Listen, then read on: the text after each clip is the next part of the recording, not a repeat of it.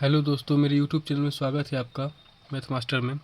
दोस्तों, हम आपके बीच लेके आए हैं चैप्टर नंबर 9.1 का 5वां नंबर प्रश्न। आइए देखते हैं क्वेश्चन क्या कह रहा है। इससे पहले अगर आप मेरे चैनल पर नए हैं तो मेरे चैनल को सब्सक्राइब जरूर कर दें और अपने दोस्तों को भी शेयर कर दें। आइए देखते हैं प्रश्न क्या कह रहा है। प्रश्न कह रहा है, भूमि से 60 मीटर की ऊंचाई पर एक पतंग उड़ रही है। भूमि के कितना 60 मीटर ऊंचाई पर। जैसे ये मेरा मान लीजिए भूमि है, मतलब ये हम लोग भूमि पर हैं। पतंग मेरा यहाँ पे उड़ रहा है, ठीक है। कितना मीटर पे, तो 60 मीटर की ऊंचाई पे, मतलब इतना मीटर के, मतलब 60 मीटर की ऊंचाई पे मतलब मेरा पतंग उड़ रहा है, ठीक है।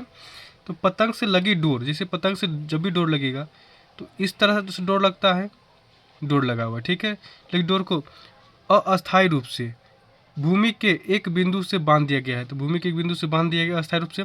तो भूमि के साथ डोरी के झुकाव 60 डिग्री कोण बनता है। कितना, 60 डिग्री कोण बनता है। बस वही किए हैं। जैसे यहाँ पे क्या था, 60 मीटर ऊंचा था, मेरा यहाँ पतंग उड़ रहा है, कितना डिग्री कोण बना रहा है, 60 डिग्री कोण बना रहा है, ठीक है। तो यह मानकर कि डोरी में लंबाई का ढील नहीं है, ये ढील नहीं है, इसलिए क्या टाइट है, ठीक है, ये पूरा टाइट है। और तो फिर क्या करें, डोरी की लंबाई ज्ञात कीजिए, यानी जो डोरी है इसका लंबाई ज्ञात करना है, ठीक है। इसका क्या करना है, लंबाई ज्ञात करना है। तो यहाँ पे लिख दिए, माना कि डोरी की लंबाई क्या हो गया, एल मीटर, लिख देते हैं एल मीटर, ठीक है।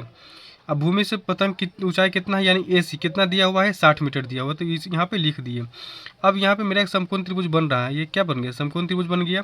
तो त्रिभुज ए बी सी क्या है, मेरा समकोण त्रिभुज, इसी में चलना होगा। तो इधर देखिए, हमको निकालना क्या, लंबाई निकालना है। तो एक बात बताइए, लंबाई निकालना है। यहाँ पे देखिए, जहाँ पे थीटा डिग्री कोण बनता है, ठीक है, उसके सामने वाला भुजा क्या होता है मेरा, क्या हो गया, ये लंब हो गया, और ये क्या हो गया, कर्ण हो गया। तो जब ये लंब हो गया और ये कर्ण हो गया, तो लंब और कर्ण किस में आता है, साइन थीटा में।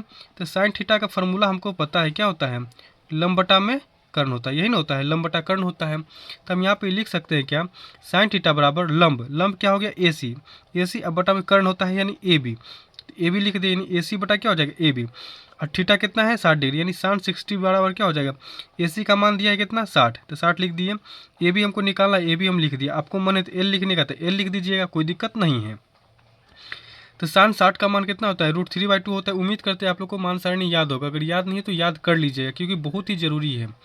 तो साइन 60 का मान कितना होता है, √3/2 होता है। तो लिख दिए, बराबर है तो बराबर, 60 है तो 60 लिख दिए, ए बी है। अब इधर देखिए, बराबर में है ना, तो इधर से मतलब तिरछा तिरछी गुना हो जाता है। तो √3 को ए बी से गुना करके कितना, √3 ए बी हो जाएगा। 60 को 2 से गुना करके कितना, 120 हो जाएगा, क्योंकि तिरछा तिरछी गुना होता है बराबर वाला में, ठीक है ना। तो यहाँ पे कितना, 60 दूना 120 हो गया। अब देखिए यहाँ पे क्या गुना में है, बराबर के इधर जाएगा तो बटा में आ जाएगा, यानी कितना हो जाएगा, ए बी बराबर क्या हो जाएगा, 120। अब बटा में, यहाँ गुना में √3 है, यानी बटा में आ जाएगा √3। यहाँ पे रूट के हैं तो यहाँ पे तो आंसर देंगे नहीं, यहाँ पे क्या कर दिए, प्रमेयकरण कर दिए। तो प्रमेयकरण करके क्या, जितना रहता है उससे गुना कर देते हैं, नीचे में उतना ही भाग देते हैं, ठीक है। अब देखिए, 120 को √3 से गुना करके कितना हो जाएगा, 120 √3 आ जाएगा। और √3 को √3 से गुना करके कितना, 3 आ जाएगा। और जब 3 को 120 को काट कितना, 40 बार में कट जाएंगे, यानी आंसर ए बी का वैल्यू कितना है, 40 √3। आपको मन है √3 का मान बैठा के गुना कर दीजिए, तब आंसर लिखेंगे ना, नहीं इसी में लिखना है तो इसी में लिख दीजिए।